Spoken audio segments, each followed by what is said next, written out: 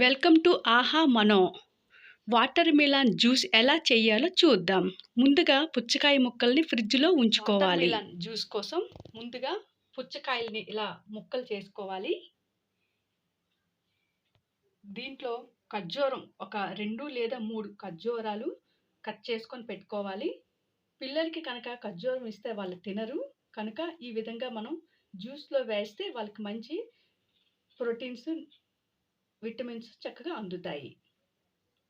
దాంతో పాటుగా కొంచెం ఒక హాఫ్ గ్లాస్ మిల్క్ కూడా తీసుకోవాలి. ఇవి చూస్తున్నారు కదా, సబ్జా గింజలు. ఇవి వేసవి కాలంలో చాలా చలువ చేస్తాయి. ఇవి కూడా పిల్లలు తినమంటే తినరు. ఇలా జ్యూస్ చేస్తే మాత్రం చక్కగా వాళ్ళు తాగిస్తారు. పుచ్చకాయ ముక్కలు,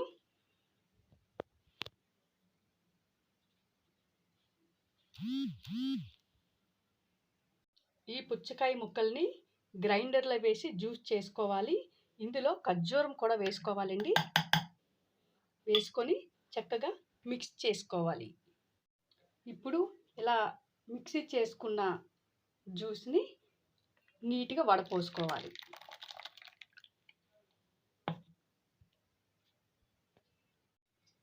ఈ పుచ్చకాయల జ్యూస్లో దీంట్లో మనం ఎటువంటి వాటర్ కూడా వేసుకోలేదు. ఈ జ్యూస్లో ఇప్పుడు సబ్జా గింజలు ఒక 2 స్పూన్స్ వేసుకుంటాం. 2 or 3 స్పూన్స్ వేసుకోండి. కొంచెం మిల్క్ కూడా వేసుకోండి, మంచి టేస్టీగా ఉంటుంది. అంతేనండి, ఎంత టేస్టీగా ఉండే పుచ్చకాయల జ్యూస్ రెడీ అయిపోయింది. ఇది డయాబెటిక్ పేషెంట్స్ కూడా చక్కగా తాగొచ్చు.